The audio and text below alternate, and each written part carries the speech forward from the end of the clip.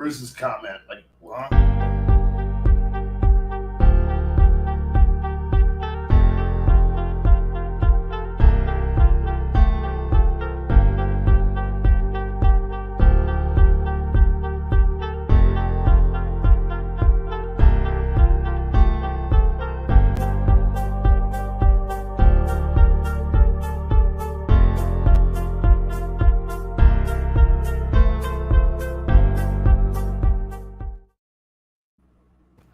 Good evening, everybody here tonight. We are Table Breakers, and this is episode 80.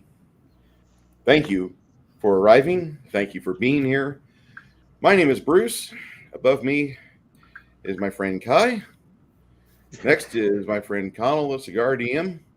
And on the lower left is our friend Baron G-Rock.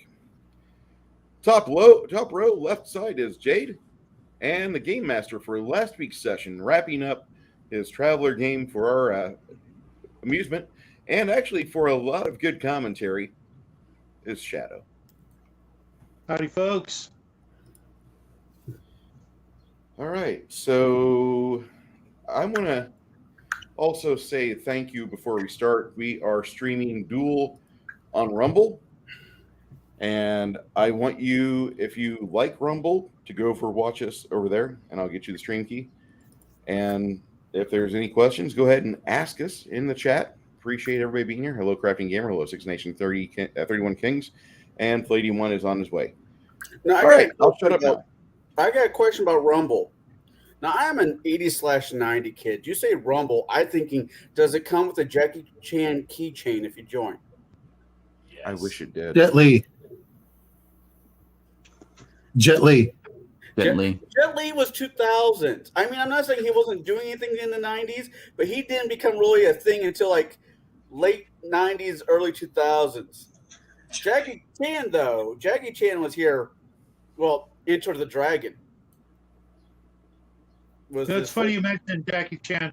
I actually met him at a, believe it or not, of all places, a Kmart back in the late 90s, I want to say.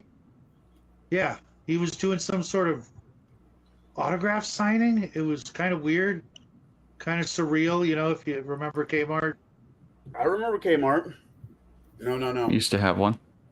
Meeting Mean Gene at Mean Gene Burgers in East Peoria from WWF and WCW. That was surreal. Baron, you're around here during that time, weren't you? I know you're someone. When was that? That was like 98, 99, 2001. Yeah, I had just gotten back from the military, so yeah. I remember meeting a couple wrestlers at the East Peoria Walmart when it was new. Oh no. There's nothing like working the door across the street from Big Al's and watching Ric Flair walk out with two strippers on each arm down the alleyway to go back into the hotel. Woo! Anyway, That is so Ric Flair. That is on brand for Rick. Yeah. You know, if it wasn't for a plane accident, we wouldn't have had the Nature Boy that we have now. I read and I'm a nerd. All right. So the reason we're here tonight is we are doing the aftermath of Shadow's game. So why don't we go ahead and start with Jade? Jade, what was some of the things that you liked about the game? Well, I mean, I don't get to play a lot of science fiction games. I've run science fiction games. I'm hardly ever, no one ever wants to run them. So that's one of the things that I found so appealing about this was it was a science fiction game. I was able to play a psionic character, and Shadow helped me, build that character out because I didn't have any clue of what I was doing with Traveler. So props to Shadow for spending the 2 hours with me to sort out a psionic character for that game. Definitely some things that I was unaware of. I would probably play Traveler again, even despite the rather exceptionally large skill list that is available. But no, it was easy to play. It was easy to pick up and understand. So that's some good props there. And thanks to Baron for sending us those traveler books. Oh my God, I am so bummed that I didn't read more of that book, Jade. I don't know if you went through the Scion book, because I A little know bit. you would have been like, can I run this? And I'm like, yeah, of course you can. How could I? You know what I mean? That book was just. Well, I love that book. I had a concept in mind of being a slight precog type psionic, just so you know, and it was more of a method of me trying to help the storyteller along. So I had some inklings of where I needed to be, when I needed to be there, type things. Just to kind of help things move along. And with your knowledge of Traveler, you definitely helps build that character and make it become a reality. So props to you for knowing the system well enough to handle my crazy idea. You know what? Wasn't that crazy? And it was actually, everybody. When we went through the character process, I think everybody had a really good time. When I get to do the one-on-one with you guys, because I really loved the characters that you created originally for Jade's game. I wanted to give you guys a chance to run those really interesting and unique characters. And unfortunately, Baron decided I'm going to run somebody new, which was, just as much fun. I think that's one of the great things about Traveler is the character generation process is almost a mini game unto itself. You get to kind of role play, or at least get more into the field with it. A relatively short time, because some people their characters went together really fast, but you still get a really good feeling for that character. The life path, or whatever you want to call it, the generation process really lends itself to, no matter how old your character is, you're like, I know this character, and I'm ready to, ready to go right out the door. Spending your money, that's always a chore for any game. Buying your starting equipment, but other than that, I think everybody really, got into the spirit of their characters. Yeah, I have no complaints about the game. I don't actually have anything against Traveler as a whole, but I'm the type of gamer or person, if enough people try to shove a particular movie, song, TV series, game down my throat, my answer is thanks but no thanks. I'll go play Dungeons Dragons like I've been doing for the last 20 plus years. But I really enjoyed it for what it is, because I'm a smart ass, and that game let me be myself more than other games I've noticed, a lot more of my personality through than other games I've played in the past. And it was fun. I mean, I played the gun bunny, but there's nothing wrong with that.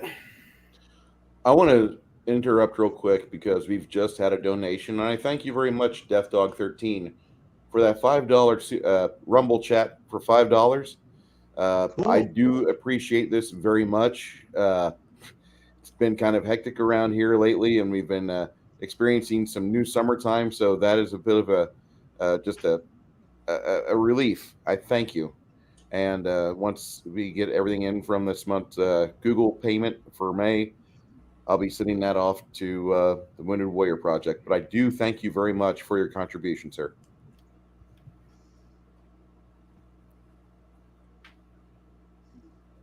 With that being said, Shadow, if I find myself at a table, at your table, playing Traveler again, I will definitely be more interested in it than I would have had, a month ago. Just don't take my dice away from me, man. They're all I have.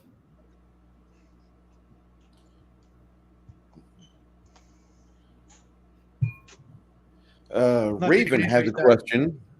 Shadow, Hey, Raven. Shadow, I have a question for you. Do you know how to download videos on YouTube and then repost them on your own channel? I think I can muddle through it. It doesn't seem like it's that hard. I've never actually Not really. tried to do that. It's about as hard as getting the stream to Rumble. It'll take up a little bit more hard drive space. That's about it. What I want you to do is download your 2 videos you hosted for us and put them on your channel, because I think those are really good examples of you running a table. And Raven McMinn, if you could be patient a day or two, Shadow, to do that, I would really appreciate that for his sake. But if you want to see them, they're both on my and G-Rock's channel. But for the views, I just want Shadow to hit 1,000 subscribers.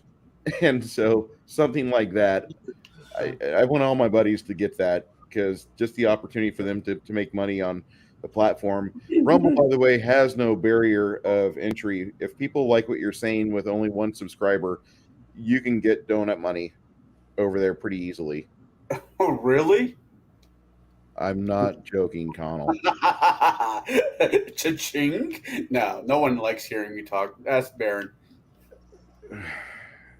It's Connell, true. It's true. I watched your video this morning when I was at work listening into it, and I didn't hear anything bad about yesterday night's show. I thought it was good. You, Jaide, and Shadow and Son did pretty damn good. Yeah. No, last night's, well, let's just face it. Jaide has a way of controlling that train wreck that we call gatekeepers that make sure everybody stays on their track. I'm not saying other people haven't, but it's Jaide, and we all know better not to piss him off. Right, Shadow? Me? Piss somebody off? Well, probably. There's been topics where I'm like, no one needs to listen to me and Shadow bitch at each other for 2+ hours. This is a bad idea.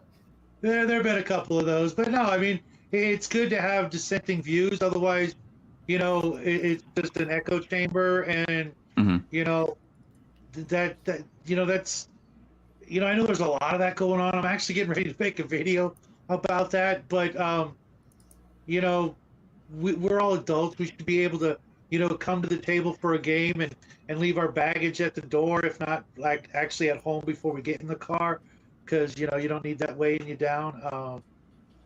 Jaide runs a tight ship, and it's always a lot of fun. Well, I appreciate that, but we're actually here to talk about, well, you, sir, and your game. and Raven, I want to say to Miss Raven McMahon, I really appreciate you for wanting to watch Shadow's game, and I really want people to see it. I had a fun time, and I might not have been doing a whole lot for character work, but I really enjoyed the fact that he was able to get to each of our characters, which we were not in like party mode. We were in party mode. And wait, impending doom adventure? What? No. This is my 2 weeks, brother. And I was in no mood whatsoever to help people. I'm over here trying to get fat on John Madden food trucks. How dare you try to disturb my vacation? And well, Bruce, I did screw up with Baron, and I want to apologize. The first game, he had to step away from the camera at like the worst opportunity, and it kept seeming like it was happening right when it was his turn, and I felt awful about that. I'll find a way to make it up to you. No, Baron. my camera actually died, is what it was, but I was still there. See, me, I was trying to keep the whole game in character. I know I've been hanging out with Shauna and other folks a little too much maybe, and just trying to keep that radio show going. And it's hard, man. I don't care what they say. It's not easy wrangling you muskrat. It was wrangling us. It's kind of like when you got a group of one-shotters like us and we're getting assembled. It's kind of like it's what McDonald's does. The bastards at McDonald's, when you would have a birthday party at McDonald's back in the 90s and 80s, you would take your kids there, and they would have like a clown or somebody dress up like an entertainer. So like there was like the least sexualized clown in the world would come out with a muumuu and like a funny red nose, and then afterwards she would like, "You guys have presents for the birthday boy?" And she would kind of guide you along in presents. 20 minutes of playing with the toys, kids are doing stuff. They bring your food out to you, and you eat your nasty McBurger bun, McBurger hamburger, whatever. Blah. And then afterwards, she's like, "Okay, it's time for cake and ice cream," and they give the kids cake and ice cream, and then about 4 seconds after the last bit of cake is shoveled onto somebody's plate, the clown goes away with the ice cream and the cake gone. And McDonald's expects you and your little crumb munchers to be out of there within 12 and a half minutes. And on the way home, that's when the sugar hits. And now Shadow's trying to wrangle us on this magic yellow short bus. And we're just bouncing off. No, I don't want to do no hero shit. I'm gonna enjoy myself. There's a song actually describes what Bruce just said by Sugar Cult bouncing off the walls, bouncing off the walls again. I think the line off that was like, "Mom and Dad's got the best cocaine. Ritalин's never going to be the same." That's what it is to be our DM. It really is. Because we're all DMs. We've all DM'd. Some of us have DM'd longer than others. Some of us have played this game way longer than the others. But we're all DMs here. I do it perfect. I lucked out and found a way to make some money off of it.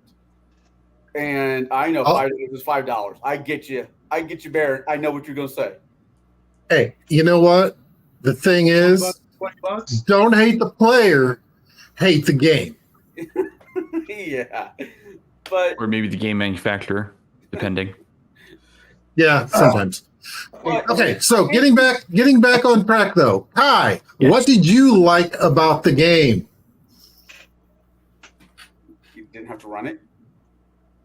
That might be part of it, but no. I think an answer to that one might just simply be, I got to be my usual. I got to be an actual callous motherfucker who just managed to say, "No, I really don't give a shit about the rest of humanity is on this planet." I got to play an interesting, odd character with an odd point of view, and who's on almost diametrically opposite to most people who are living, and play it. I mean, normally it's like, yeah, I got to play a cryptid. Fuck yeah. It was fun. It was different. I like the idea of being different, but not at the same time. It's like, but what about the thousands upon thousands of, I don't care, but don't care, but my friends, and that's it. Don't you care about, no. Be a hero. No, I will make you be a hero. I refuse. I refuse your call to heroism, and then proceed to go over here. Fight me. The world, I will refuse it forever. I will make you something. I will make you be a good guy. No, you'll make me go somewhere. I choose not to be a hero. Perfect 40K player right there. Yes. Am I the only one who sees a little bit of Jackie in him? This is a family show. I hope. As a 40K player, being told that's a 40K player right there, that's about right. I mean, I might as well have been channeling Commissar Kane levels of, no, I don't want to be here moments.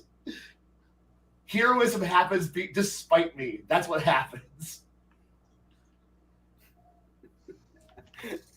Now, don't forget, guys, we do have a generous DM who's willing to give us time at his table in our Discord chat. So it looks like the Crafting Gamers added some more things to that Discord. If you guys want to check that out later on during the week. Is it a part of your Discord? Yes, sir. Okay. You know what's funny, Bruce? Go ahead. I just started doing the Rumble thing, and like almost all my videos have like 1 or 2 views, right? Mm-hmm. Except the one with TCG, I've got 55 views on that, which is it's not a lot, but compared to one or two, you know what I mean? And out of all the videos I've done, his just got like just a crap ton of views. I don't know if he, has a special charm about him or what the deal is, but people just freaking love that video. Of all the videos I've put on Rumble, and that was, I put my first video up like 3-4 months ago. I'm gonna tell you, Rumble is for streaming. Rumble is for streaming like crazy, because if you stream live on Rumble, you'll get 10 or 15 people to check you out. They might not stay if your content's not that great, but if you're interesting, at least, and you most certainly are, you and your son can hold a good conversation and talk about things. But do live streams on Rumble, because you can have 30 people just pop in. I've done crafting, the paint streams on here, and I had 35 people watching, and the next day I was trending on the Rumble front page. I heard So about I'm that. just telling you, like, do not overlook what Rumble can give. Rumble, fantastic place to stream. And I know, you might be getting one or two, but you just need like maybe 5 or 6 people to watch your stuff, and next thing you know, you're going to be getting shared out there. TCG, I haven't seen him in forever, but I hope he's doing well.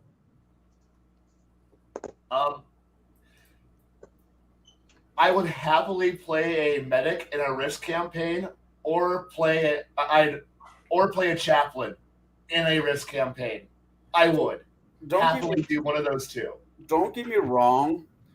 I would play any game that Kai is in for multiple different reasons, but him as a medic gives me like MASH on crack meets Crawley from Supernatural feelings behind it. I don't know if I'm comfortable with this. I don't know if this is a train I want to be on, Bob. I want to get off the train now, Bob. Better hoping your health insurance is good. No, I was thinking more like House put on meth instead of cocaine. You will fucking live. You may not have all your limbs attached, but that's not my problem. You're still breathing. And then we move on. I see the whole Dr. Mengele thing with pulling on the elbow length rubber gloves and ready to go, and Raven, this is Puddles, by the way. And here's the problem you just said. You said medic, not doctor. My job is to get you to a doctor. You don't have to be happy. You don't have to be intact. You just need to breathe long enough to get you to the evacuation chopper. That's all I've got to fucking do. And trust me. Red versus Blue had the best explanation about that. Yes. It was like, but you're a medic. Don't you fix people up? No, that's what a doctor does. Well, what do you do then? Well, I'm a medic. I make you comfortable while you die. Exactly. Look, my job is to walk over to you, open up a package of blood clotting shit, shove it in a wound, attach a tourniquet, maybe do some minor things, and then throw you onto an ambulance and say, good fucking luck, as I move over to the next guy who's been shot. That's literally my entire job. I will happily, gleefully run through horrible amounts of gunfire, death, and violence to go make sure you have 5 more minutes to live. That will be my entire fucking point and job. I will carry a weapon. I will be too busy trying to make sure 4 of you don't die in the next 5 minutes. I don't give a crap once you're on the ambulance. So much about you. So explain with those. Well, so on my emergency person to call, I don't have Kai's number. I just for. Oh no, Kai's not a bad guy. I'm just saying, ring, ring, ring. Kyle's in the hospital. Why should I give a fuck? Click. That's just kind of. Oh no, I'll give a fuck about you, but honestly, not really. I'll just be. Are you breathing? Yeah. Fuck yeah. Then you. So about Shadow's game. Yeah. Bruce, what did you like about Shadow's game?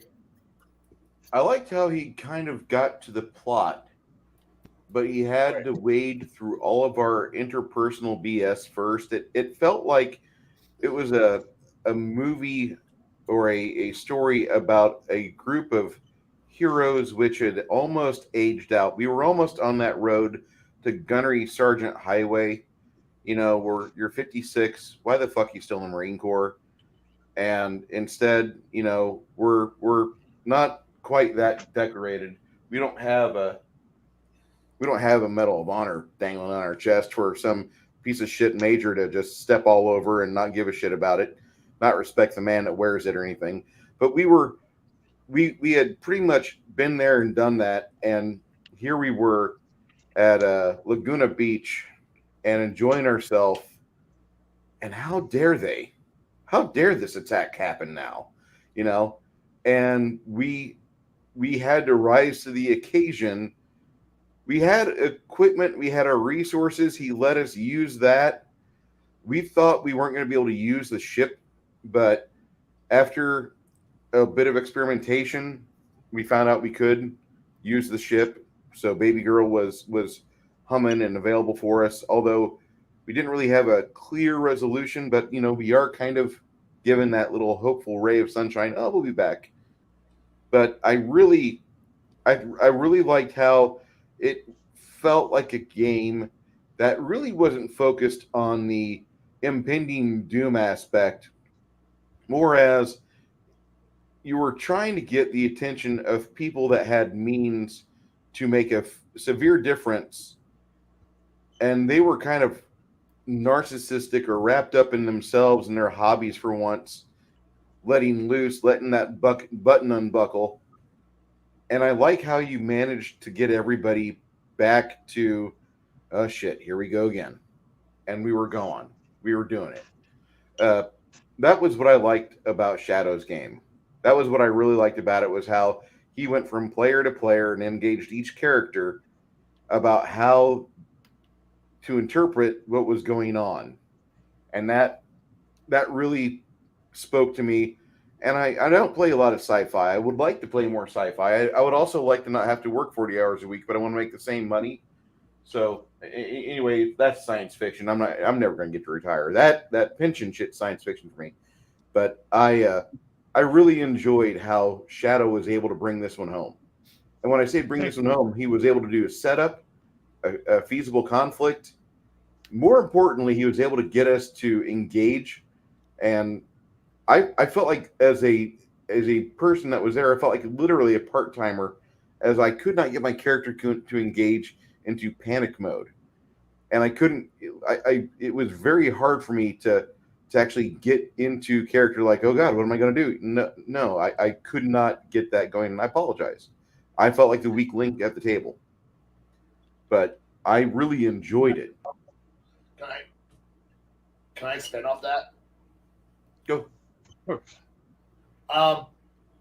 I think instead of the usual, I made the mistake of thinking of it not in the story that and plot that we ended up getting. I was caught more in the idea that I was trapped in a Roland Emmerich movie, or the old movies like Poseidon Adventure or Volcano or some other strange. It's not about what you're doing. It's not about what you end up doing. It may just simply be survive the disaster that's currently happening.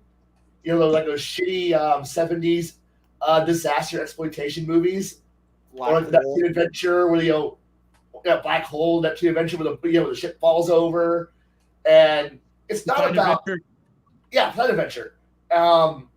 It's like, or like I said, any Roland Emmerich movie, and like hell. When you said the moon was exploding, I'm like, well, shit, are we playing 2012 or Moonfall? Hell yes. Now it was simply find our way to the Russian transport plane and escape, or find the space shuttle and get off planet and go find whatever it is that's on the moon. And it's like, and I was like desperately trying to hopefully not go to the moon. I really was. But now that I'm friend computer, I am happy. Because now it's my turn to be the evil person who says, I'm sorry, citizen, you're not cleared for that.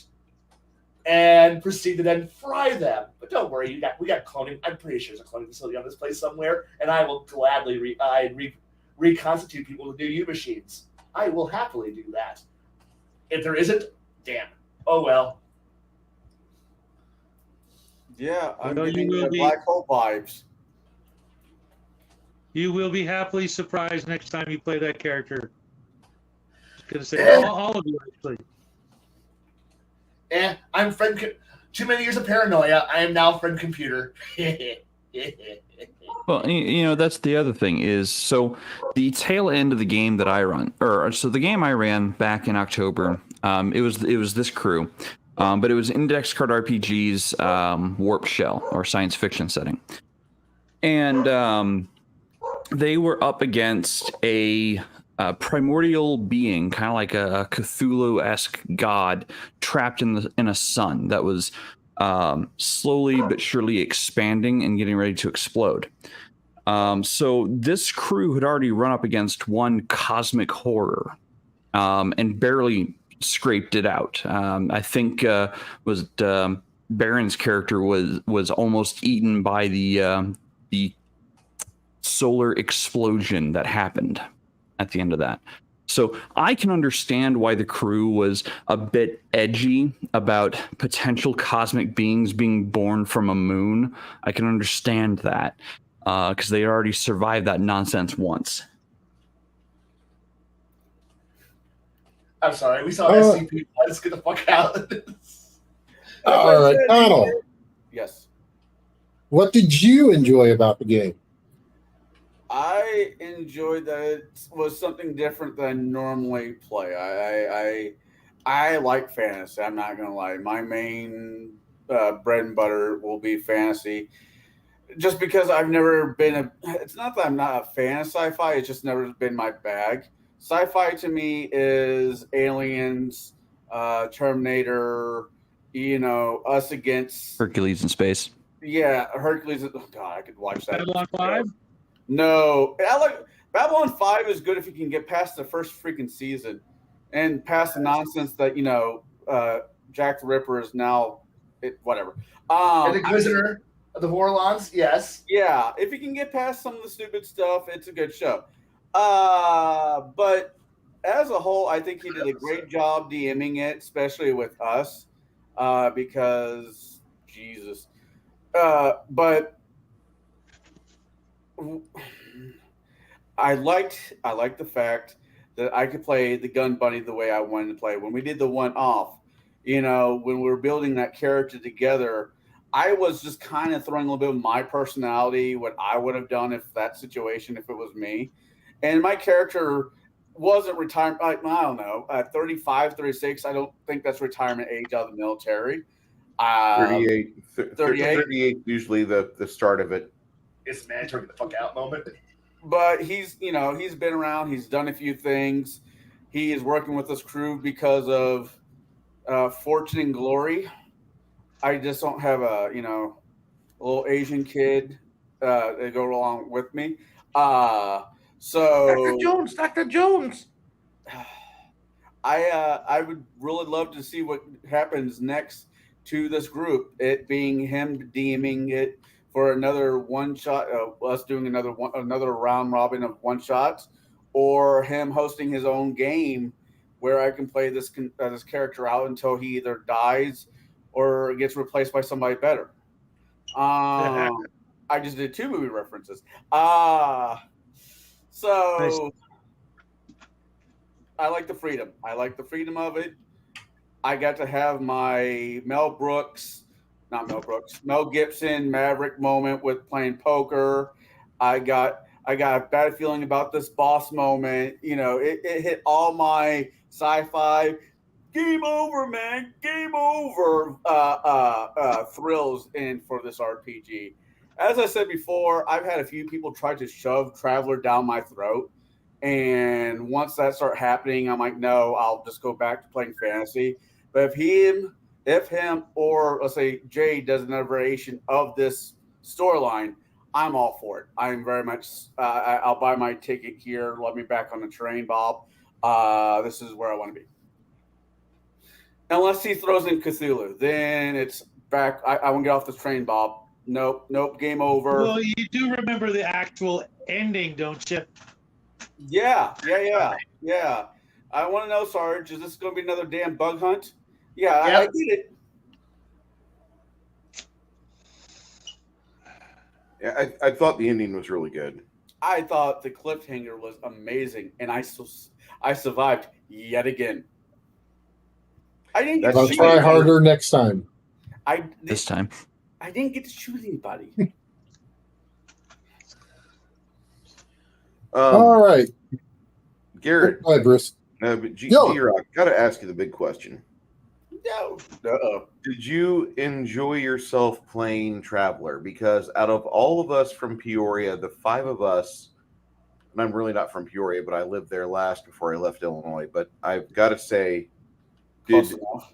there was a lot of people that are in our extended family up there, that are the family we choose. They are Traveler aficionados.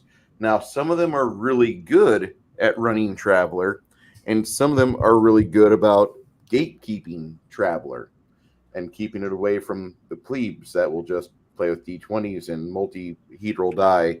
Anything that's not this, they don't really want to see. They're like, no, you have these in your die kit. Now get out of here. And there's a lot of gatekeepers. But I have to tell you, for those of you that don't know Peoria, Illinois, that used to be the headquarters for Caterpillar. So you had a lot of sci-fi, a lot of big readers go up there. Hell, you had Philip Jose Farmer live in Peoria Heights before his death. And I think he might have been a lifelong resident of that area. But Caterpillar was a big draw to the area. And so you have this group of people that are kind of from any caste or any creed, but then they felt like they had achieved something. They were a little bit more erudite with their tastes. And so we don't play anything but Traveler. All these other games that require true role-playing. And that was a lot of the tables that you would see at the local game room. Sometimes you see that up at Just for Fun.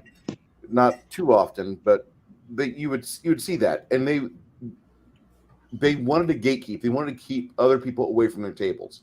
Now, there were some friendly Traveler DMs, not as many as what you would find otherwise. You've had the most experience. You and Kai have had the most experience with Traveler. Did you enjoy this? I'm going to be honest with this. I did enjoy it, but to me, it wasn't Traveler. What There was what was the part about it that you were like? There was no real travel between star systems. We came into a system, did things. There was no, there was no need for for someone to do some bargaining, to sell goods. There were some things that I truly loved. The bookkeeping side of Traveler, I missed. Even being able to do a little bit of the gun bunny type stuff. Ain't got no hope. Ain't got no chance. You want to have exactly. Him at the table. I missed that gut bastard. For him to have his tables, literally, he had his own. He would undo his spreadsheet. He would bring in, and it was a literal spreadsheet on the table. Yes, actual books. You have to maintain the books, the ledgers. They are important. Yes. I mean, I never saw him play Traveler, but I didn't know. That comes to this. Listen, playing with Jeff was a treat because Jeff would always go for 4 skill slots of broker, and that was how you played Traveler. Every table, he managed to get either his character killed in pre-creation, or the guy would be 45 years old minimum, and he would have a 4 ranked broker. And that was when you started to play. That was it. And that was how he got to be very good at going from table to table. He's in demand. And then he not only brings that character, that design philosophy, but then he'll bring out 20 to 40 pages of spreadsheets for various roles on various goods and commodities. Yes. Yeah, I just couldn't see that being entertaining for an audience. You know, I was trying to No. do the whole radio show thing. It's supposed to be entertaining for us. I don't care about the audience. We're all that matters. You're our monkey. You will dance. Trust me. But no. Even just going, even like the investigation type things of, going to one system and then finding out, oh, something bad had happened over here, and we need you to go take a look at it. We got about a week or two ago, we got a message. We don't know what's going on, type thing. Well, you were already there. It was happening. Exactly, but we missed that first part. That's what I was saying. We had jumped in. We were in system, and then we were already on the ground. So we missed. To me, that was the one part that we missed. Bring that in and get that tie-in of, okay, yes, we are. We are kind of like the little mercenaries for hire. We are, the Z team. We go in and. And put stuff together. And I mean, even to the fact of even just being able to do maybe some space combat, that would have been some fun too. I think throwing a little bit of that in there, even if it was just they fired some missiles, we fired some sandcasters and disrupted their point lasers and stuff like that. That would have been even just to do that would have been fine. But I mean, that was the only thing that I felt was kind of a miss on it. But I mean, other than that, the story was solid. It was entertaining. There should have been a lot more use of the androids as power sources, because I'm sorry, if they're androids, they have a battery. We could have hooked them up to that car very easily. And they have some kind of power matrix because they have to recharge. That's one of the things that was one of the mysteries, because they weren't what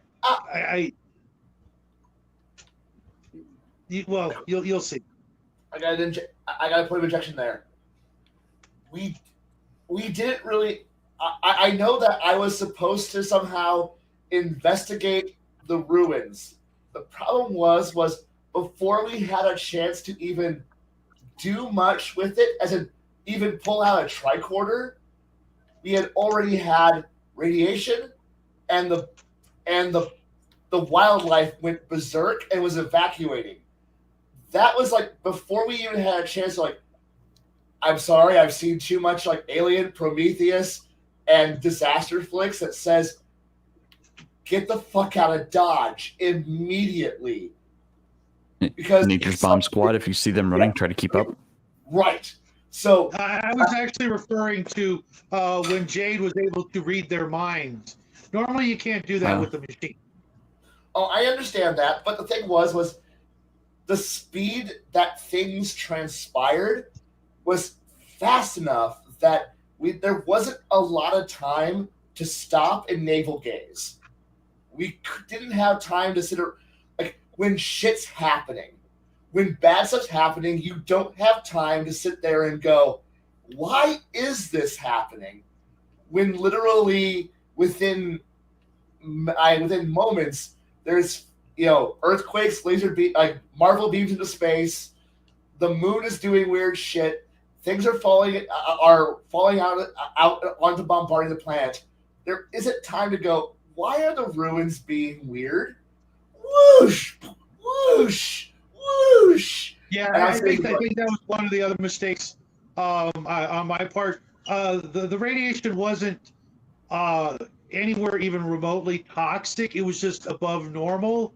Yeah, and your sensors were all of such high tech quality and ability that you should have maybe known that. But the thing was before I was able to even pull out my tricorder, things were already beginning to spiral into bad. And I guess at some point my tricorder question, my scanner question, because my character had a high-end scanner, didn't really get a whole lot of chance to use it before megalodons are swimming by. And when apex predators are trying to escape, you don't stick around.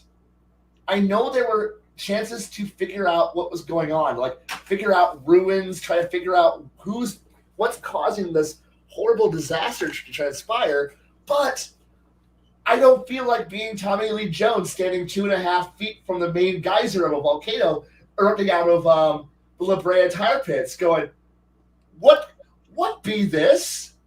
I don't know. Quick, find me a geologist. Sorry, find me a scientist. For I am a disaster guy who has no idea what this red shit is that's coming out of the out. How does liquid work? Daughter, Well, jump off of car.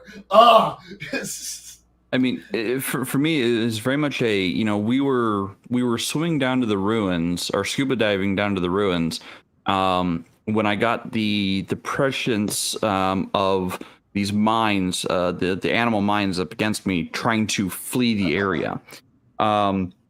So that set into motion Kai and I, and I was kind of operating on the mode of, if this is a natural disaster, those who hesitate die. Yep. So, and that's true in every sense. Those who hesitate during a natural disaster die. That's just how it works. So my focus was, okay, get topside, get back to surface side, get a message out to people that, hey, something bad's happening, start evacuating quickly. And then we had to get onto the speedboat to rocket ourselves back to shore. So, and by the time we got to shore, it was already moonfall on the planet. Like we were getting tiny rocks. So, I mean, our safest bet was actually to stay out at sea and actually drive the opposite direction of the main island. We'd had a longer chance of survival if we'd done that. Fuck you guys, we're in the boat. It's nice knowing you. Hey, tidal waves are more survivable in deep water. Yes, they are. Because they're not as big. Nevertheless, we still would have had tidal forces going against us. They would have been coming from behind us as we were fleeing. So the idea there was, okay, we need to get back to shore. We need to get off planet, because moonfall on a planet is a planet killer. Like, you have a moonfall on a planet, the planet's done. You're not living there anymore. So my focus was get to shore, get to ship, get off planet. Be damned anyone who gets in my way, because I'm going to survive, damn it.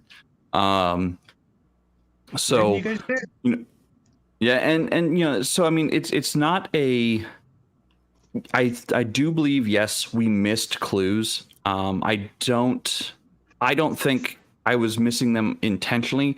I think what I was doing was giving a more natural reaction to, oh crap, the planet's in danger, I need to leave. Because that would be my reaction. I was actually really happy that you guys were reacting that way. It was kind of refreshing, and it was fun to be able to elicit that kind of response. I talk about that a lot.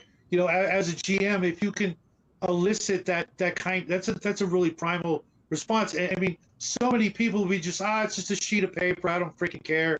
I'll roll up a new character. But each and every one of you were playing to the hilt, of that primal emotion of, oh my freaking gourd, I want to get the hell out of here, which was awesome, because I know part of it was the fact that you guys love these characters.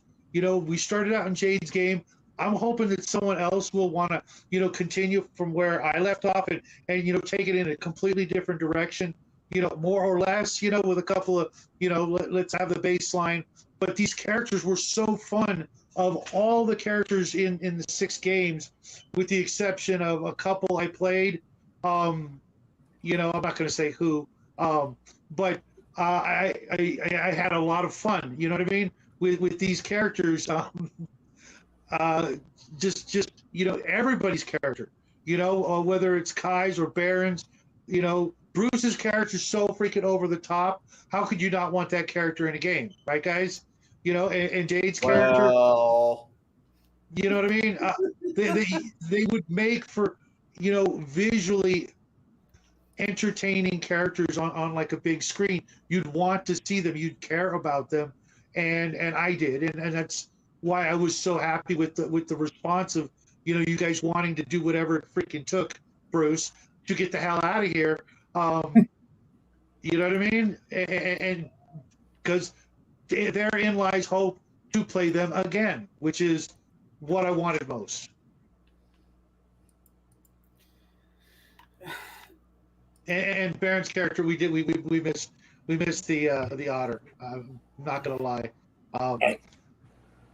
He grew up. Really enjoyed the development of the story that you gave us over the course of 4 hours, and I don't think you shorted us that anything. But I was seriously wondering if Kai was feeling it too. The more that you were letting on what was going on, I was getting a nasty Lucifer's Hammer vibe. And maybe 2 people in my chat got that. Mm-hmm. And I don't know if that was if that's something we're really ready for yet. Oh, no. What? Nothing. I like it, though. And for those of you that don't know what Lucifer's Hammer is, back in 1977, Larry Niven and somebody else wrote a book about a comet that this astronomer sees. And he's like, oh, wow, that's cool. And then NASA assures everybody, like, hey, don't worry, the comet's going to go by us, and it's not going to collide with Earth. And then the nucleus starts to break apart when it gets affected by Earth's gravity. So, like, whole chunks of land just get sank, just get obliterated. Yep. And it turns into a really good post-apocalyptic survival book. So I was getting real feel about that. And I was thinking to myself, Shadow came from an era that, they played outside till it was dark. They didn't have video games, because who wants to really play Pong for 12 hours straight? And I'm sure there's somebody out there in his age group that might have done that, and they're not a better person for it, I will add. Tank battle. Okay, I could see artillery war. I could see Missile that. Command, but Pong, there's no joy to Pong. Centipede. No. Those are like 80s video games. I'm talking like Space War. I'm talking like Artillery Duel and Pong. Yeah, all the games my father played. Those were those, and then you had a light gun game. Sir, my father's much older than you, and he enjoyed playing Joust as well. He enjoyed the 80s. My old man got me our first Pong. Bruce, did you read Inferno by Larry Niven? No, it's on my bookshelf. Larry Niven is, for those that are not a book addict, Larry Niven is the guy that brought you the Kazin for the Star Trek universe. And therefore, anything he wrote, I try to get my hands on. When I brought Lucifer's Hammer in my biblical home, my mom was asking my dad, why is he bringing this in? This is a bad book. And my dad's like, well, hold on, let me look at the back of it. And he reads the back of it. He's like, this is actually a really good book.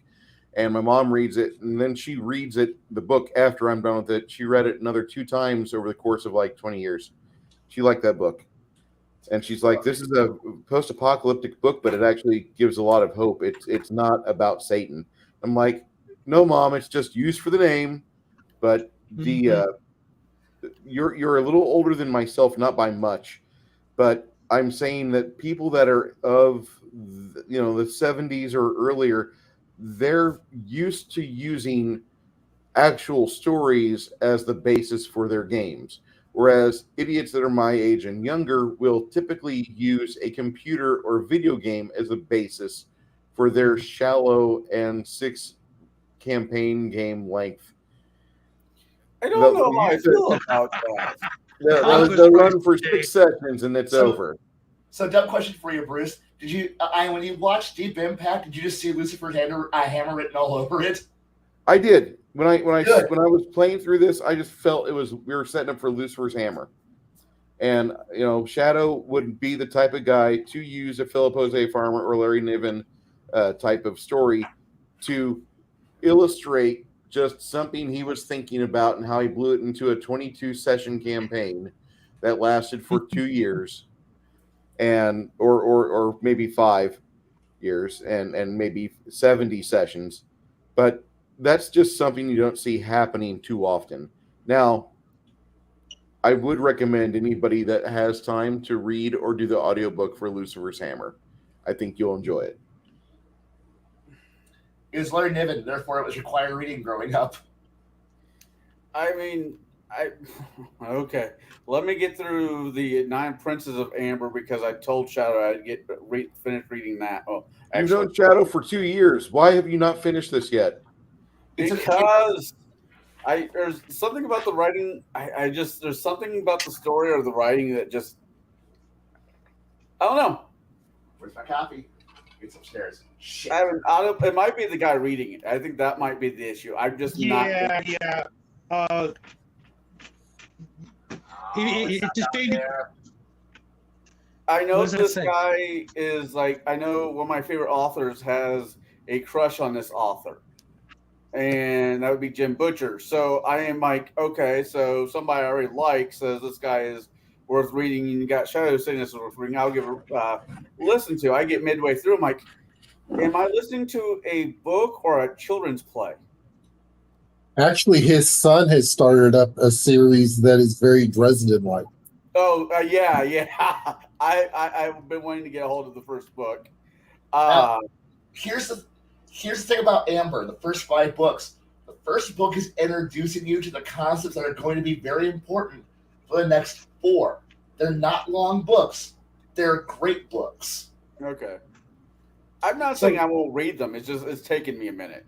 I mean, the mere concept of the Hell Ride is such a great idea, and it teaches you why it's teaching you it's showing you the foundations of what's going to be important and a lot more important when they finally do hit.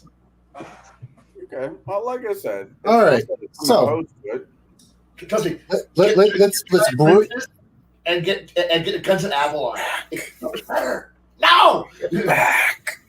So we're going to go ahead and bring it back. So I've already kind of started that off with things that I didn't quite enjoy, or things like that. So we'll kind of move that along. Jay, was there anything in this that you did not enjoy, or that kind of missed the mark for you?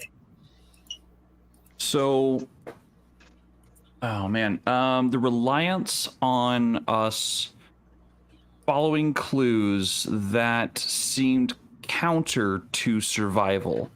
So, we had the option of going and exploring the ruins after the wildlife fled.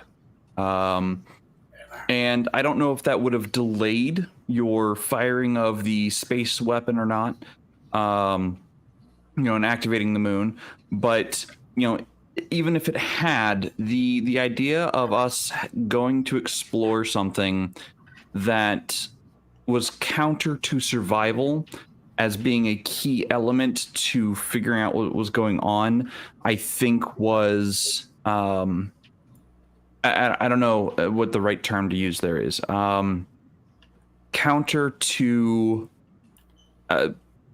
proceeding or counter to advancing the plot, or advancing knowledge.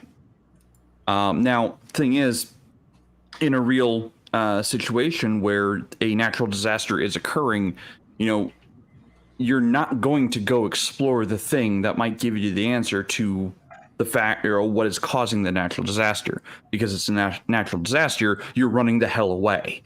So I mean, the fear response that your decision to have it fire off and have the radiation there, the fear response was a more natural animalistic reaction out of the player characters, and I think that, and personally I think that's better role playing than gaming. I'll admit it. I used to be a power gamer. I used to not care about my little piece of paper with numbers and letters written on it. I used to bowl first into. Oh, I mean, I used to bowl head first into unbeatable odds all the time. With whatever characters I had. Like, that's just the way I played the game because I was a gamist. I was a kick in the door, kill everything that moves kind of player for a very long time. I have only recently, in the last 5 to 10 years, flipped that switch to the other direction, being like, no, I'm actually going to take time and care about my character. I'm going to have my character actually react like a living being whose life is in danger. They're not going to want to put themselves in further danger or imminent death. So the fact that there were clues that hinged upon us exploring an exceptionally dangerous situation kind of irritated me a bit as a player, because there wasn't really dependent. There was another opportunity that Bruce had.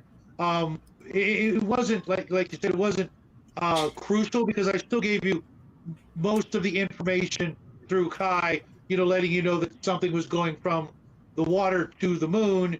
It was really just to see,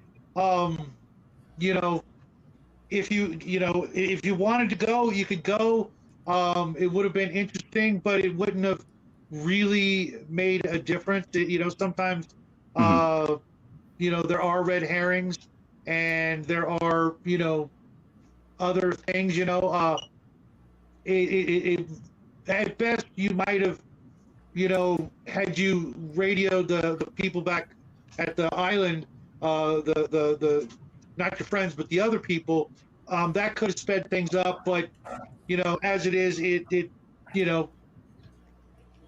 I wasn't going to, force any particular concept on you guys. It could have gone a lot of different ways, the whole story, as it was playing out. There were, multiple ways you could get through the game, so to speak. It wasn't just you have to do this and you have to do that. It was like, this is just stuff that you would come across, whether you take the bait or not, The only other minor complaint I have is the indigenous peoples, the android people, not knowing or not being able to translate or catalog the artifacts and have it in a database. I think, and don't take this personally, but I think that may have been a missed opportunity, that we could have queried the androids about what may have been going on.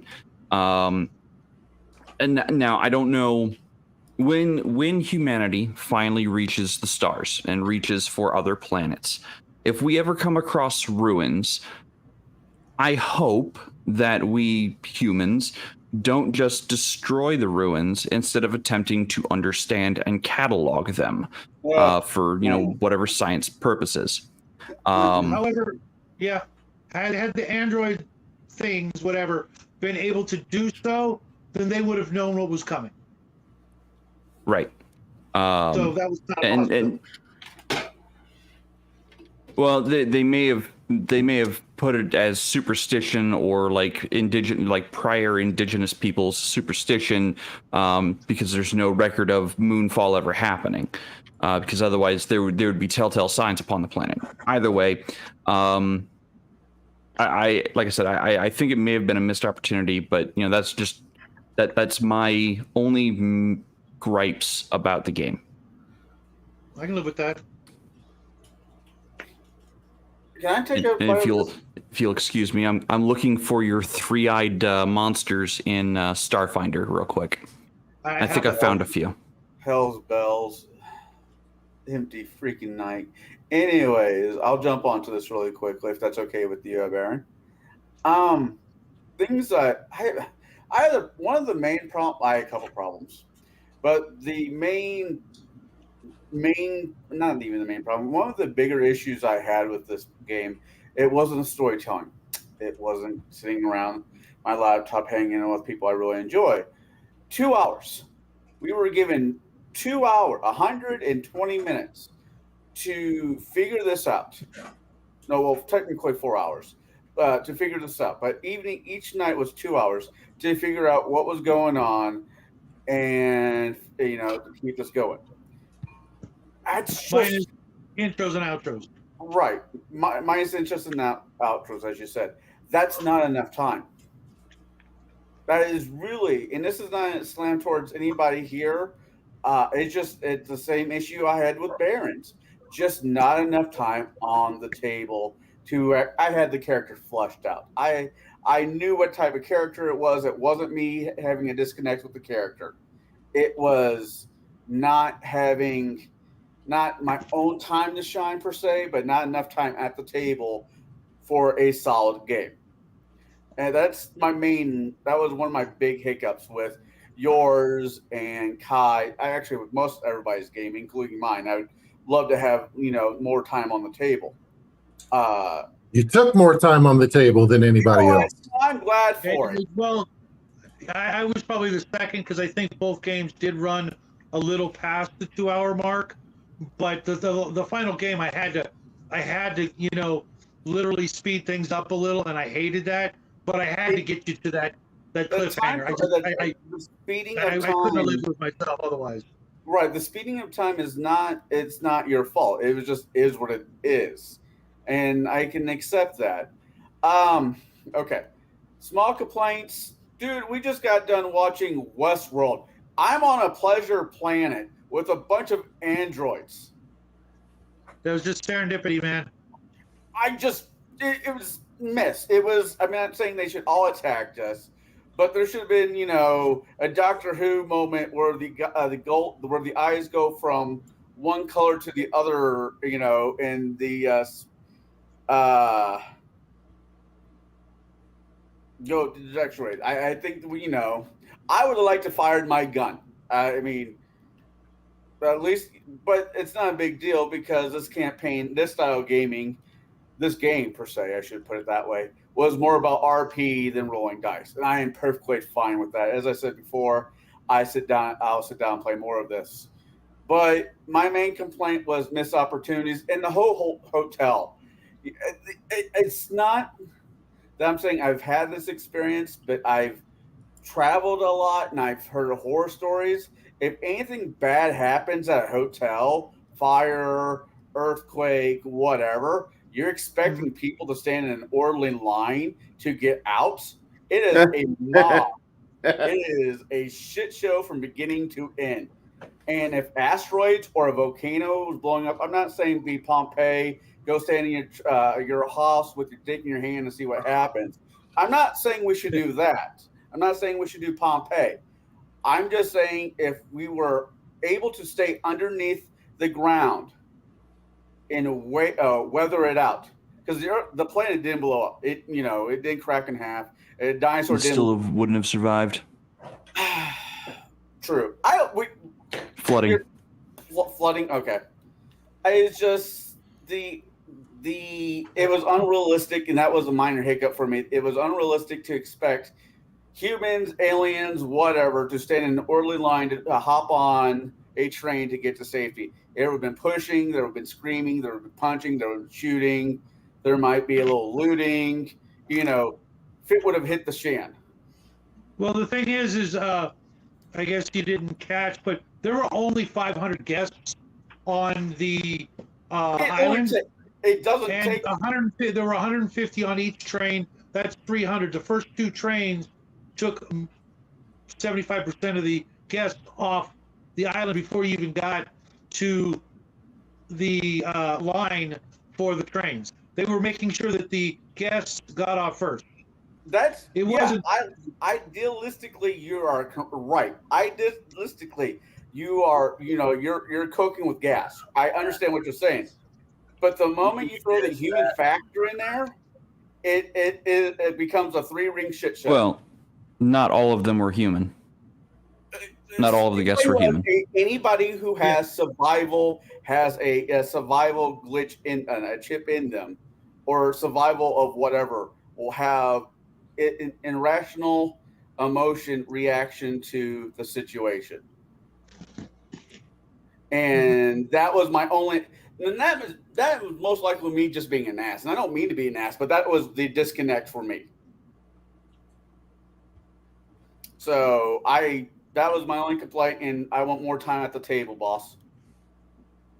Put me Speaking of which, hold on. Me and Garrett did a poll last week. Oh no! Wait, you guys dance?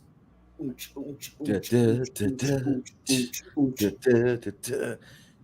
right. You're only yourself to blame for that, Jade. Baron G-Rock, what was your poll results on yours? I didn't get a lot of feedback. 83 out of 6 votes, 83% said yes. To what? Bruce taking his shirt off? No. God, I hope not. No. Hold on, let me. I taking his shirt off? No. Shadow looks like a older brother of Sean Penn. No, I got it. He's actually older. Younger brother to Sean Penn. All right. I got some interesting results here. I'm going to bring this up and present this once Garrett's done. Okay, there's mine on the screen right now. I see it. 83-17. Would you like us to do What more? was the question? Would you like us to do more If one they want to see us to do more one-shots. Oh, okay.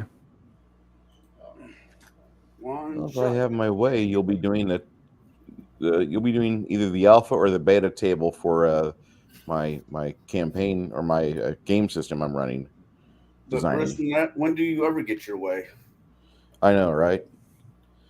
For people that are currently watching our Table Breaker streams on Thursday nights, I have a poll for you. We want to know if you still want us to run a different GM a month for 2 consecutive 2-hour sessions. If you like hearing us discuss games and things, we could very well continue to do that. But for 2 Thursdays a month, I'm asking if that's great, or if it's too much. The third option of do not change that variance. I'll have that available. So 38% voted round robins more often. A quarter of the respondents said do not change. And round robins less frequently. So I have a split. Well, what does the round robins less frequently mean? Probably every couple months. Yeah, every couple months. Mm. It's really not up to me if our fans are out there and they're throwing money at us like, you gotta run your game, we want more Shadows Traveler. Okay, well, we'll do more Shadows Traveler. If they're like out there in mass just posting, I want more Jade's ICRPG, I want more index card RPG, I want to see you guys get befuddled by a rules light system, I want you to role play, blah blah blah. Okay. If they're out there screaming, Bruce, your new RPG is better than Hackmaster 7th edition. Shit, Hackmaster 7th edition is not even written yet. That's awesome. Thank you. I'll do it. But if they're like 38% said less. And so I'm kind of wondering, whatever you guys want to do. No, I can see that. Six Nations. I would leave the poll up a little while longer, and give it a little bit more time, but at the same time, I think each of us should also, actually chime in as well. We've got to do it, and I'm pretty sure the poll is anonymous, but maybe give it another week and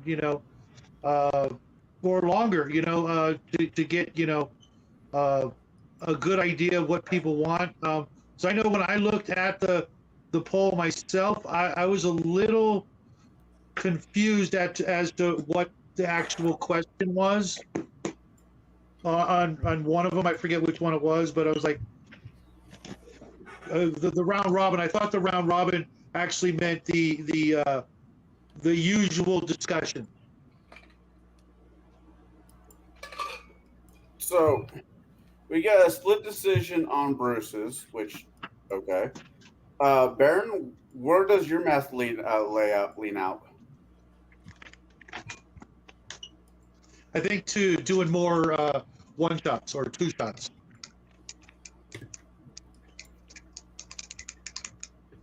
And for the record, I'm okay either way. I'm I'm sorry. literally say again? okay with either way. I mean, I could torture you guys with more another module that came out of my brain. I promise it won't be Christmas based. I It think. might be. Well, you be careful because depending on the timing, it could be. Yeah. Well, here's how I want to, and if you guys are okay with this, 1 week a month.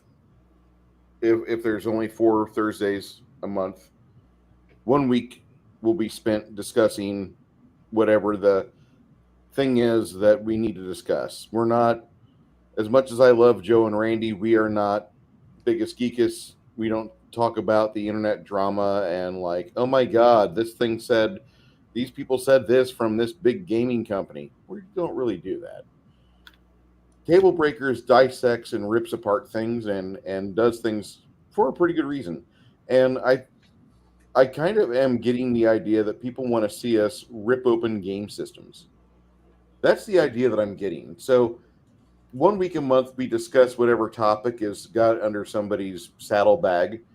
And then the other 3 weeks, 2 of them will be spent running said experimental game system. And the only complaints that I had with this game were that actually my character didn't perform as I wanted him to. That's my fault. That operator error. But You know, the skills for that. they do. But at the same time, Baron hit something because for this being a Traveler game, this was very much not the usual Traveler game. It was the Traveler rule set being flexed very well, but you didn't have some guy on the corner screaming about how much money we were losing because he only rolled a 9 on his skill check for brokerage. And like we were probably just going to be able to make, just we could only buy 2 400,000 credit weapon systems to upgrade our little skip ray blast boat that we have as an escape pod on our pleasure yacht. And then you have Kai over there who's like, I'm trying to figure out how many actual parsecs this is for us to get from point A to point B using a slingshot method on a 78-degree turn with this yellow star over here. And that's kind of what I've always felt Traveler is. It's the game you run when you want to prove my big brain is more wrinkly than yours. I would also be probably debating with the accountant on no, spend 500,000 and we can get the really big gun, and we'll squeeze it into the cargo hold. We'll move the go-kart 5 feet to the right and move one power generator back a bit so we can put the really big gun in. I don't know. It'll work. Trust me. I have the blueprints right here. Thud. Hold on. Let me get my spreadsheets in here and I'll show you exactly how we can afford this. All right, give me a budget and I will figure out how we can fit it into the machine. Some blueprints come out, accountancy comes out. All right, now we're playing.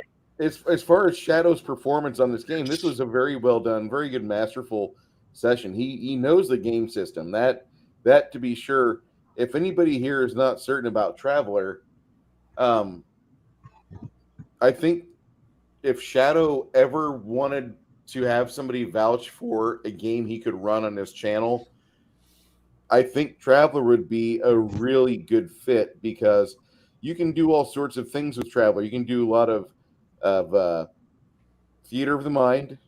If you get into scraps, you can roll out the hex mats, and you break out your old Starfleet battles ships, and your star clusters, and your floating styrofoam balls, and here's the asteroids. And have fun with that. But you can do that sort of thing, and that's what the game is really. It's part of it.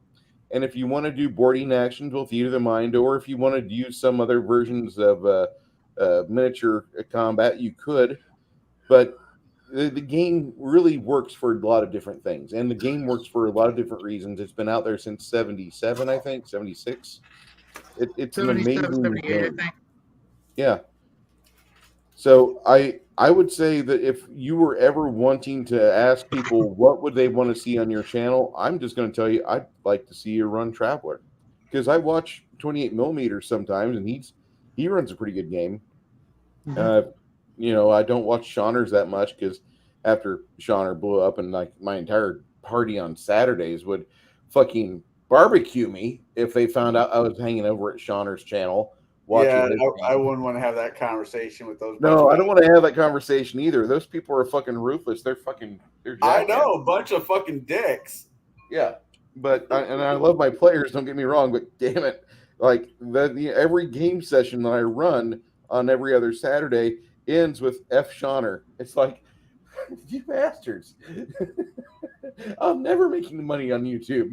They're not going to pay me my 7 cents I made them. But no, I would say that Shadow did a really good job of running a game. Now, my friends from Peoria, Illinois, where they feel Traveler is headquartered, they might have a disagreement, because there are a lot of people in Champaign-Urbana that claim Champaign-Urbana was the home of Traveler RPG, and I don't know how true that is. I know there was GDW that was up there for a little while. But it was introduced at Shambanicon. That's why. And Baron, you actually know Mark. Yeah, I have gotten the opportunity to meet him once. I used to live down in Champaign. It's funny. Champaign changes. I get it every couple of years. Champaign changes because that's about how college works in a college town. But the gaming community down in Champaign, unless I completely missed them, which is plausible, I'm not saying that isn't.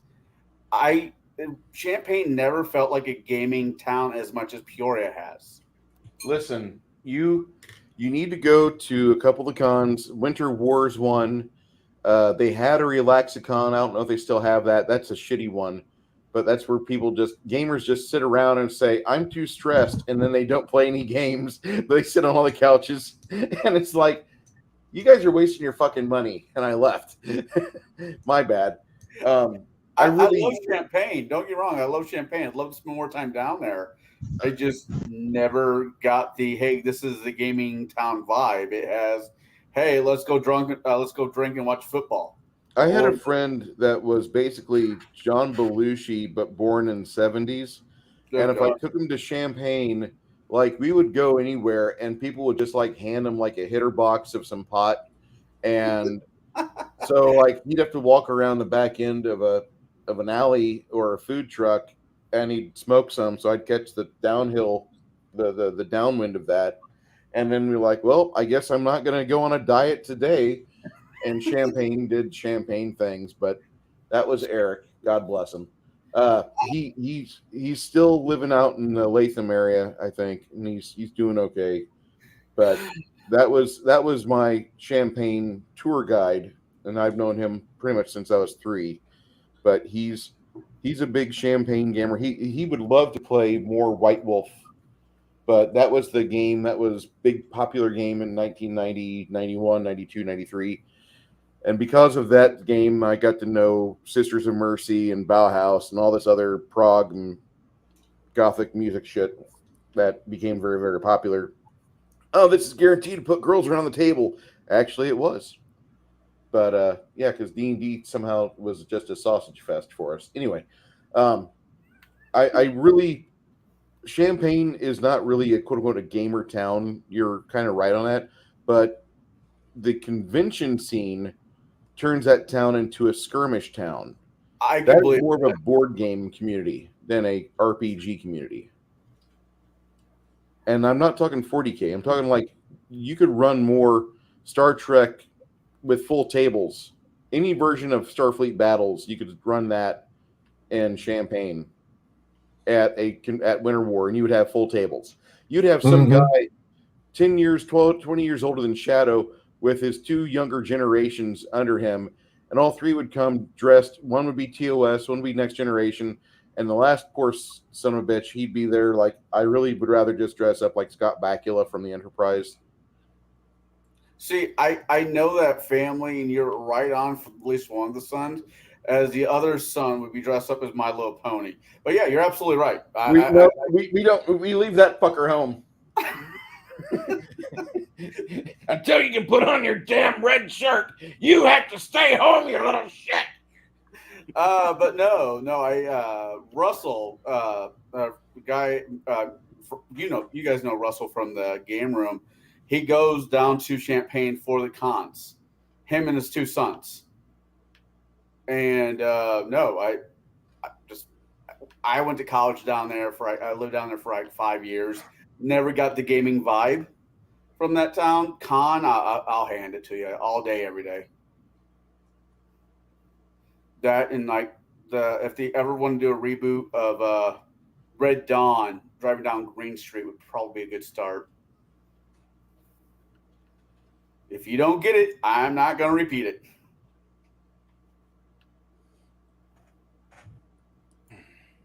So back to Shadow's game. Is that what we were talking about? I was wondering. I'm just saying I really enjoyed it, but I could see him having a lot of success with it. Thank you. That's the beauty of Traveler. You can literally do whatever you want with it.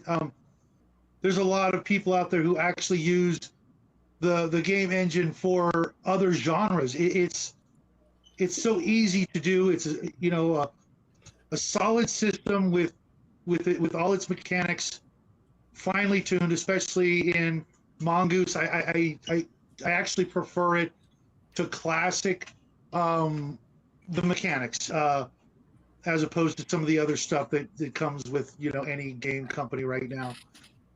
You can really do whatever you want with it, and with this game, I didn't want to do any of the buying and selling and Starship Combat. I could have gone that route, but the problem was the ship from Index Card RPG was very, very vague, and everything I looked at on purpose in Traveler really didn't quite fit what the Baby Girl, that's their home ship, was. It wasn't a 200-ton free trader. It was bigger and more powerful, but at the same time high tech enough to where you didn't need a crew of 20 or 30 people.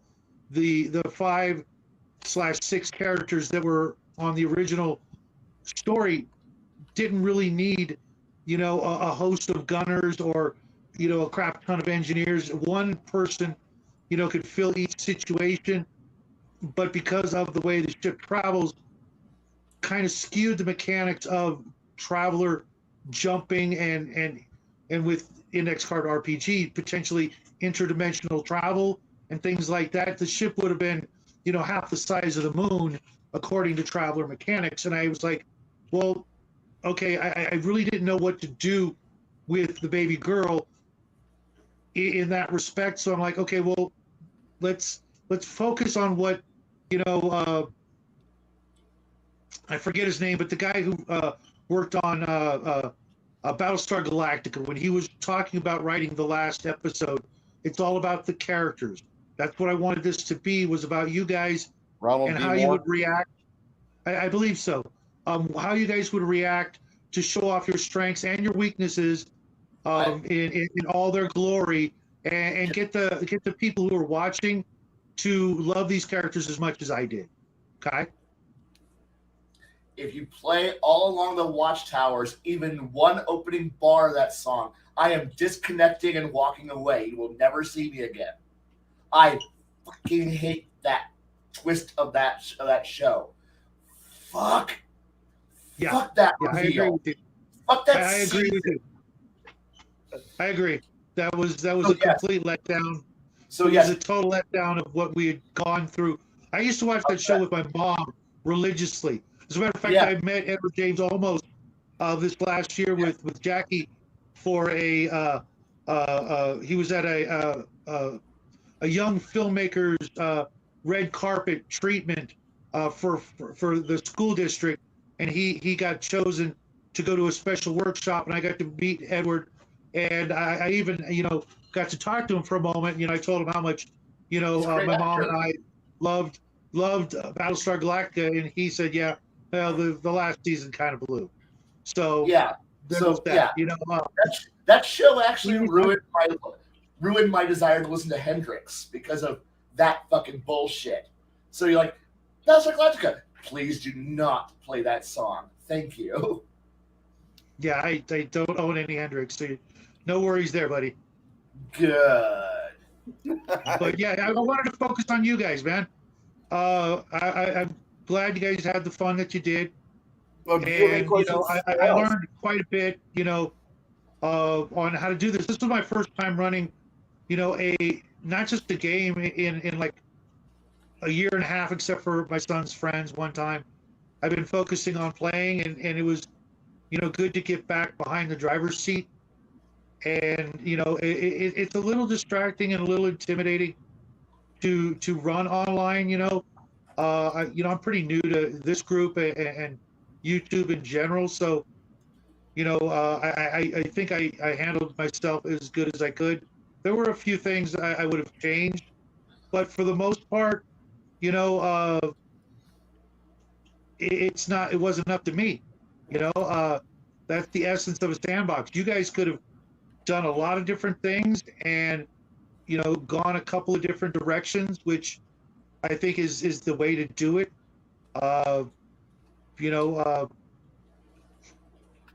In the end, though, I think it turned out pretty good. I would like to see what happens next, regardless of who runs it, whether I run it or one of you guys want to pick it up and go, yeah, I want to try this, and see what happens, Jaide? I'm already searching for the three-eyed monsters that were in that final scene. Oh, here we go. I'm searching through all my books. Awesome. Yeah. And by the way, Jackie drew that on his computer. I think he did a really good job having, literally, about an hour to work on the image. And he's like, "What's this for, Dad?" And I'm like, "Watch the show." And of course, he didn't watch the show.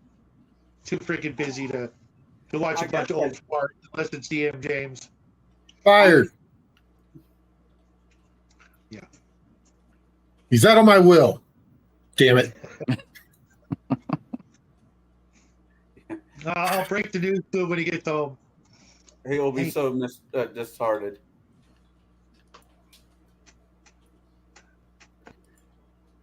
All right. So, I think we pretty much covered what we liked. Well, actually, Kai, did you go over what you didn't like or wish there was He was first.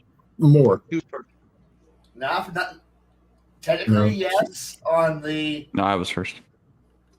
then no, I didn't get it.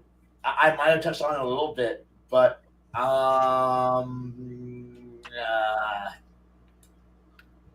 the fact that I actually sat down and figured that it took literally mathing behind the scenes between episodes to go, look, this is exactly how long we have for this to happen, for these things and for bombardment chances, and this is how long we like getting out math and navigation aids to figure out things and going, this is how and why, and then being ultimately told, shut up and get the goddamn fucking tube. And I'm like, Oh, that was me. Yeah. I'm fixing this. We're going.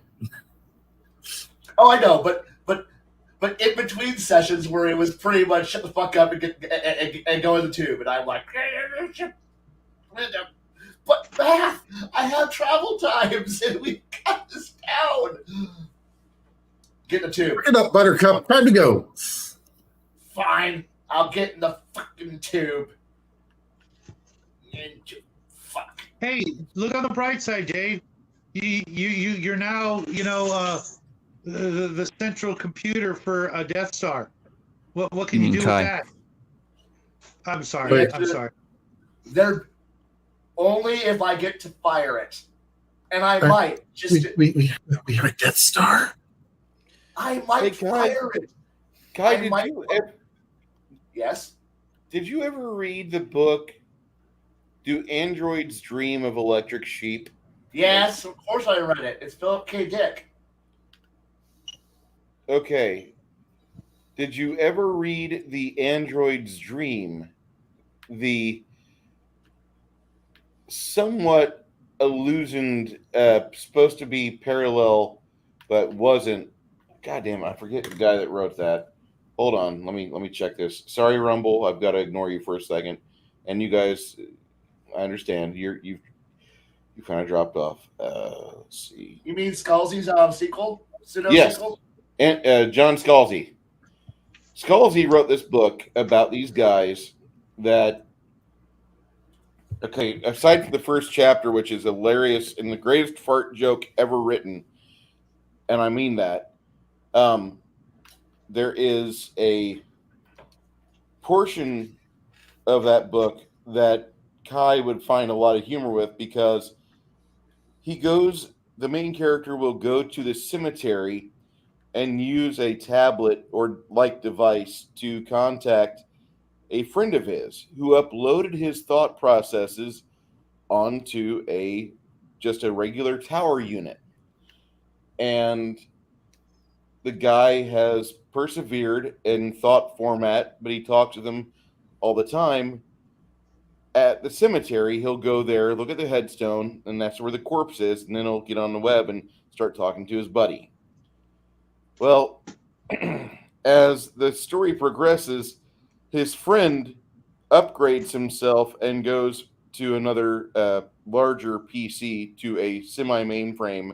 And then at the very end of the book, he just goes for the whole enchilada and helps with a checkmate at the very end. I think if you get a chance to read The Android's Dream, I think you need to. Because there's a bunch of different little layered stories like that.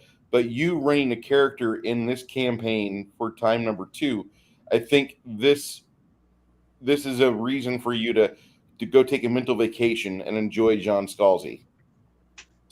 Honestly, after the last time I was told to take a mental vacation and listen to a book, I very much enjoyed it. So, yeah. Also, I kind of liked his Red Shirts book. So I haven't read Red Shirts yet. It's fun. Fun. It's a book. You need to read the Bobaverse. It's a book, and it rewards you for having been a fan of Trek. Beyond that, yes, it is a book. I have read it, and it is enjoyable. That is all. Hey, Kai. Yes. Check this out. No. Before, while I was working on this, I Googled, how much does the moon weigh? Yes. Right? Yes. And then I divided it in half because it's about half the size of our moon. If you were to take the Traveler rules and try to build it, I don't think it would be too much for you. But for me, I just looked at the number and went, what comes after, quintillion tons? Because it's just freaking massive.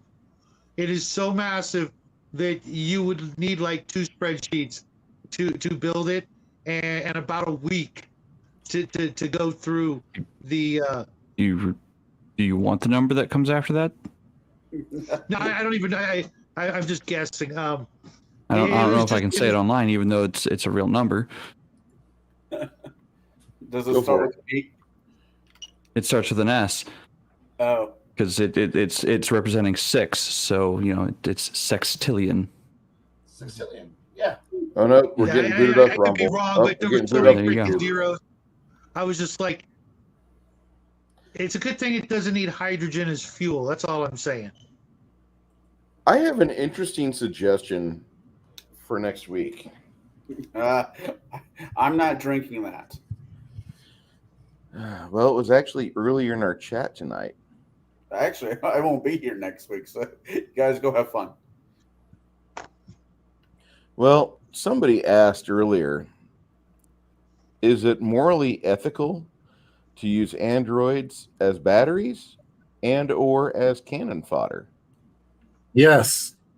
And I think This is not Star Trek: The Next Generation. Hey, I think it'd make a great 2 hours. And without Connell, I mean, we're probably going to lose the New Zealand demographic. Just kidding, New Zealand. But we're probably going to. No. It's not real. You leave Enzi alone. You leave Enzi alone. He's a very good friend of mine. God damn it! I don't know the Enzi, but I have they're some having very with good the Kiwi biker friends. games over there. Freaking incredible, man.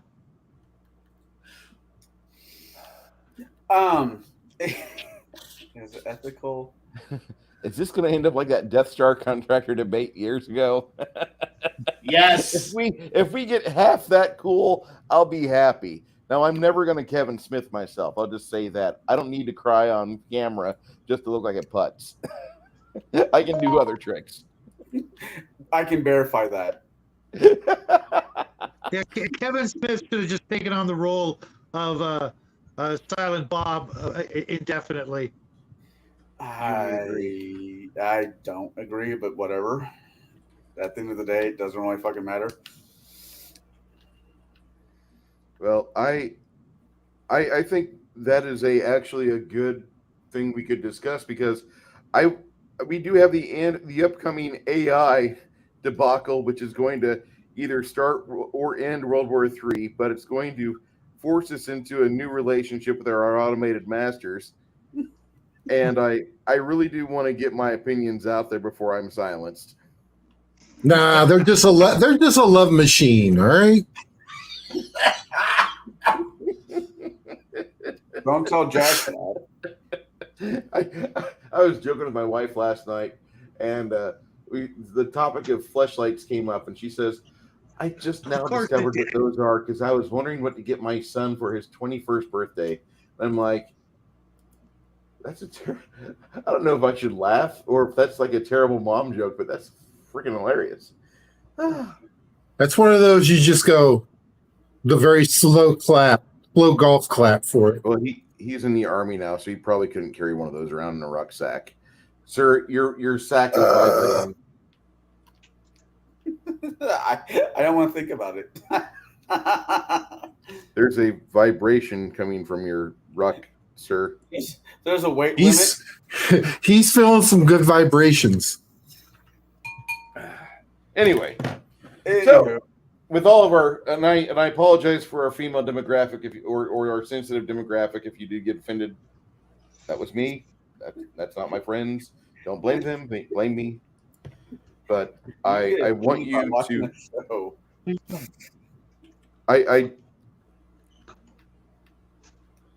I think the Android debate could be pretty fun. I think what we could do. I will add it to the list. Uh-oh. Uh-oh. Actually, there was one we were going to revisit, but I don't think we need to. So, what was it? Out of curiosity, the miniatures versus Theater of the Mind revisit. But I can slot that in for later. We'll give more time for that one. What it gives better initiative results, D6 or D20. That's what that reminds me. 100. Yeah, that's what I'm saying. Androids.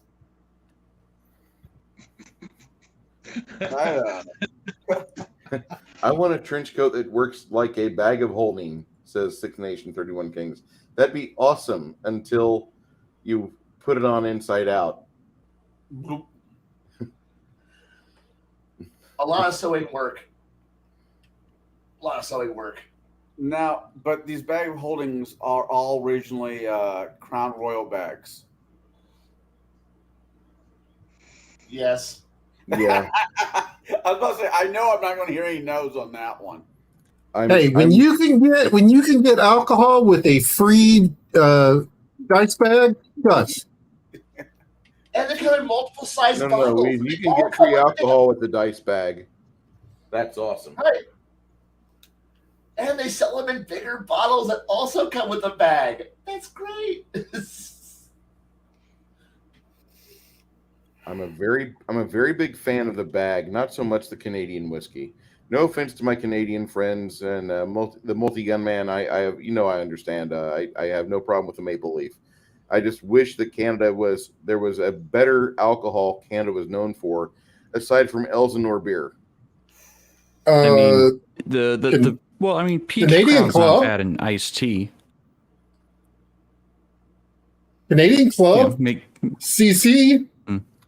This is the first I've heard of Canadian Club. I don't I'm know if you're 48. being serious. Yeah. Just you. Then again, I could probably be called a snob when it comes to whiskey. I'm not being a snob when it comes to whiskey. I just don't. No, I'm just saying I could be called a snob when it comes to whiskey. See, I just had an argument on Tuesday about Ardbeg. And if you've not had Ardbeg, we can't talk about it. But that's one of those Irish whiskeys that you probably need. Scotch. Yes, Scotch. That stuff is amazing. Yes, it is. I will not listen to any faming of that Scotch ever. It's very peaty. Oh God, yeah. And I'm just going to say this. I'm not a snob. I consider most Scotches whiskeys, if not all of them, because of the brewing process. I'm a dick like that. Sure. I like Scotch. I do not like all whiskeys. But most Scotch, I've not found a Scotch I don't like. Oh, I have. Most of them are made in America. Then they're not real Scotches. Yeah, no. Well, and there's actually about an hour south of us, there is a bar that you actually get a glass once you have run the gambit and had a glass of every Scotch that they have. Where is That it? sounds like that's a place I need to go. It's actually in Springfield. Whose birthday's coming up That's a first? place I need to go. Mine's September 3rd. Jade?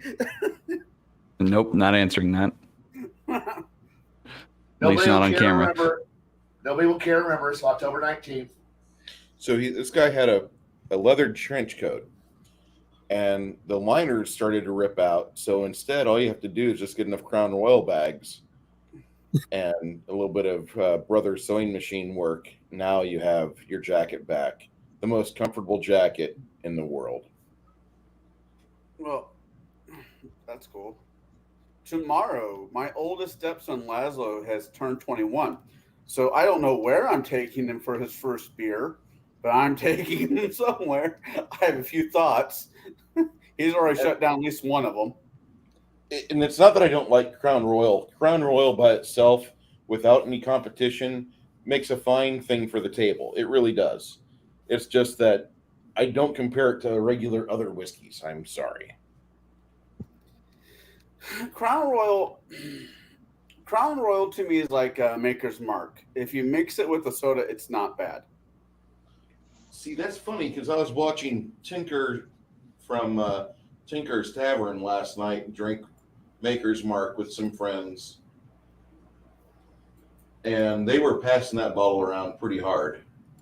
Well, I'll be nice. Hey, So, there was not enough, I know too much about this topic. there was not enough drinking of alcohol in Shadow's game. There was no, you're drunk, go home rolls. Well, he would have had it if I could have I've tried to get a digital copy for him of the Scouts Brew rules. Yeah. Yes. Because Scouts Brew rules can you drink and then random rolls on this table and things happen. You could wind up with, a bunch of lizards that, that multiply like rabbits. You could wind up married. you could wind up in all kinds of things happening to you. Marriage. Ew. You're not a fan of that particular institution? Drinking is a fine institution. I I'm setting recommend you up, man. drinking. I'm setting you up. Come on. Yeah. There's this guy, I won't say his real name, a ballflower, and he's been married and divorced, raging alcoholic, but I love him to death. Marriage is a fine institution, but I don't feel like I should be institutionalized. It was something like that he'd say. And never show them sweat, just lick your eyebrows with a smile. I'm like, wait, what? All right, so I think we've kind of hit everything. Oh, Bruce, did you go over what you did and didn't like? Oh, yeah, I think you already did, didn't you? Yeah. What was Okay. your numbers, Baron, for the poll on your poll side? I had 6 people that said to keep doing them. That's all. I just did keep doing them. Yes, no. I didn't go into. I didn't go into detail. So I'm thinking what we should do is continue as we do. Yep. And we should probably do one weekend or one Thursday. If we do one weekend a month, then I have to give up my game. But if we do one Thursday a month to a regular discussion where we pick a topic and like rip it to shreds, that'd be fine. Or we might do a topic grab bag if there's not a whole lot of meat on a bone. We could do a few things. And then the other 3 weeks, we could have the 2 sessions of one-shots. And the third night, have the discussion as to what went well, what went wrong, how would we fix it?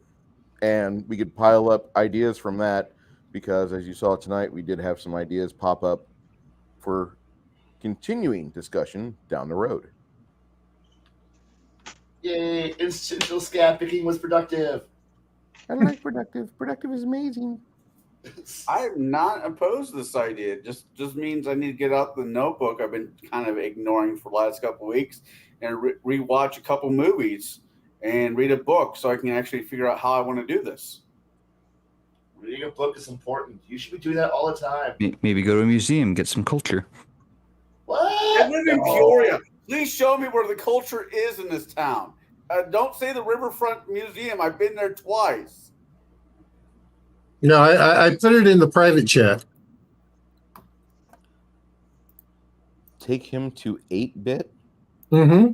It's a bar. It's a bar that actually has a bunch of freestanding, and they're free to play arcade games. You gotta buy a drink at least. Yeah. Do you think that's going to be a problem? But I will say they do have the old school, like 2nd edition era D&D game. Where is this at? Is it in Peoria? Yeah, it's down. It's right next to Kelleher's. Actually, they moved to the other side of Kelleher's. Oh, okay.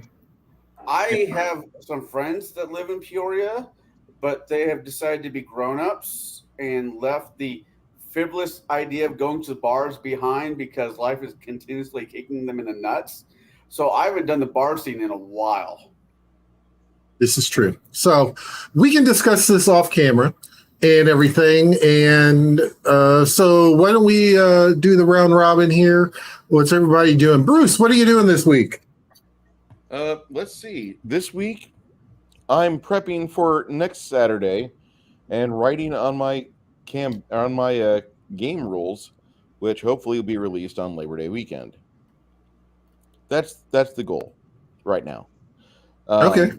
If nothing else, me and Janet will be doing a stream here either later tonight or Friday night where I break her in on Rumble and have her set up everything to where she can do dual streams from Rumble and for YouTube, and hopefully get an audience that's willing to follow her and listen to her there. I like the idea behind YouTube. I really do. I don't like the way they're executing it right now with the demonetizations or the shadow banning or any of the crap like that. Just because you're not part of Fox News or CNN, that doesn't mean that you need to be throttled down to less than 100, viewers of a live stream. I mean, come on, I'm not a freaking politician. All right, that's what I'm doing. But he plays one on TV. I do not play one of those on TV. All right. Connor, what do you got coming up? Well, today is Thursday. I might do just a normal chat, see who I can scrounge up. I will not be after last Sunday as movie. I'm taking the next 2 Sundays off because I just need some recovery time because that movie was rough. And Shadow and Jack are going to be out of town this coming Sunday. I'm going to be out of town next coming Sunday. So for the next 2 weeks, you fine people and YouTube do not have to look forward to being disappointed for 2 full hours on Sundays. You can go hang out with your family, or play games, or do something fun. Jaide, what do you got coming up? Yeah, so as many of you know, I run the Gatekeepers show on Wednesdays. Right now, I'm trying to work up some new content, new questions to ask the panel, and maybe even a new topic or two. I'm not sure exactly what we're going to be doing next, but hopefully it's going to be a good show. You should come check it out on either my channel, Shadow's channel, or maybe even Connell's channel. So yeah, that's what I've got is just planning. Lots of planning. All right. And Shadow, what you got coming up?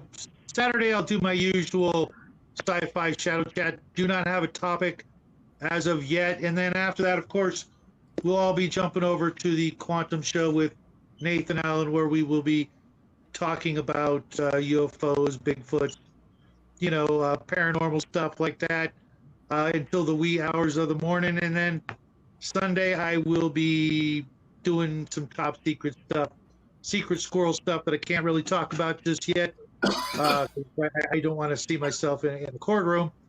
And then next week, my son will have Friday's his last day of school. So for the next month, he and I are going to be revisiting a whole bunch of board games and war games and miniature games and talking about them as much as possible. Things like Ogre and some Games Workshop stuff and maybe some other things you probably never heard of. So just stay tuned. It's right there in the title, Shadow and Son, me and the boy doing some good old-fashioned father and son gaming. And maybe some crafting and painting too, if I can get his ass away from the screen, if you know what I mean. All right. And for me, I finally got everything parsed out and kind of outline. I've been working on this all week. My world building little series that I'm going to be doing, it's going to be a 10-part series. I got it all hashed out, so I will be hopefully this weekend starting to record those, and then next week we will be looking at getting those out, I hope, depending on making sure, as long as life doesn't happen, I should be all right. But that's all. So we definitely want to thank everybody for joining us tonight. Thanks Shadow for the last 2 weeks for running the game for us. We definitely do appreciate that. And we want to thank all of you for taking a little bit of your time to watch a little bit of what we do and what we talk about. So definitely want to thank you for using that little finite resource you have to listen to 6 crazy people just kind of talk about games. So thank you much, everybody, and you all have a good night. We do have a Discord channel where I talk about Pathfinder and a lot of the sub-channels of it. But Khymerion also has his discussion where he goes into various rule changes and rule ideas. And for world building, you have Khymerion discussing that in his channel. The Crafting Gamer also discusses quite a bit of that with his own channel. He'll be running a custom game for us here fairly fairly soon. So I do want you guys to look out for that. Until next Thursday, where we discuss Do Androids Dream of Electric Sheep, I think it's time for us to depart on this note. Ah, shit. Boomer. You closed it. It's okay. There we go. I love this shit.